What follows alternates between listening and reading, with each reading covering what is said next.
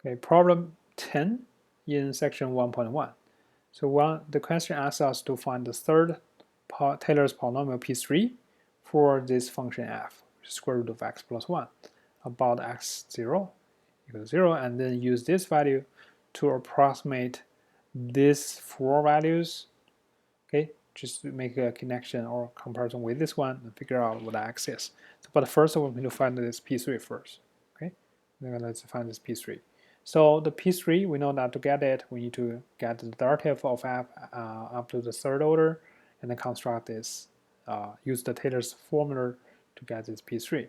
So fx is this.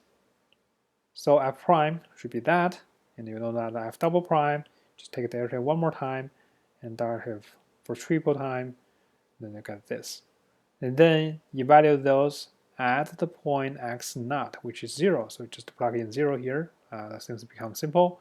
We just have f of x0 equals to 1, f prime, f double prime, and f triple prime when x0 is 0.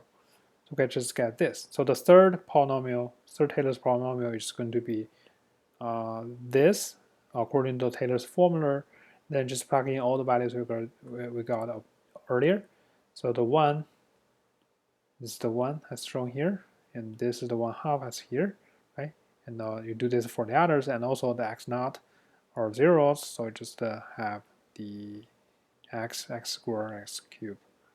Okay, so that is, simplify that, that will be our P3. Okay, so once we have this, we can do the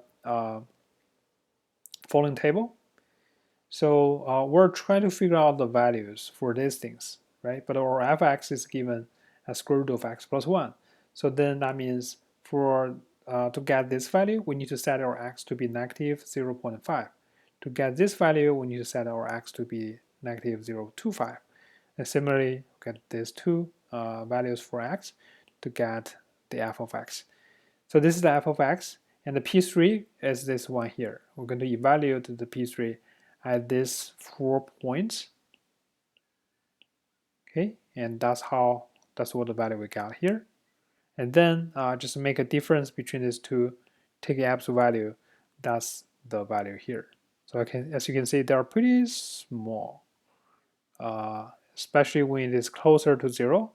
This has 3 zeros here, and when it's a little bit far away from 0, we only have 2 zeros. That's within expectation because we know the Taylor's polynomial can approximate the function locally near the point you're expanding at. So now x0 is 0.